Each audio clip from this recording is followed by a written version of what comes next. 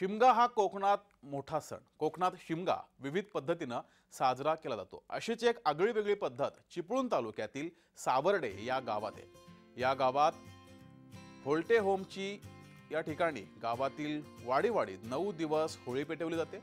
या 9व्या दिवशी होळीमध्ये अर्धवट स्थितीत जळलेले पेटकी लाकडे यालाच होल्टे म्हटलं जातं. हे हातात घेऊन ग्रामदैवतेच्या मोकळ्या मैदानात गावकरी आणि मानकरी मैदानाच्या दुतर्फा उभे राहून देवाच्या नावानं बोंबा मारून एकमेकांच्या अंगावर ही लाकडे फेकली जातात. हा कार्यक्रम रात्रीच्या अंधारात खेळला जातो. हा खेळ पाहण्यासाठी महाराष्ट्राच्या कानाकोपऱ्यातून शेकडो नागरिक इथे येत असतात.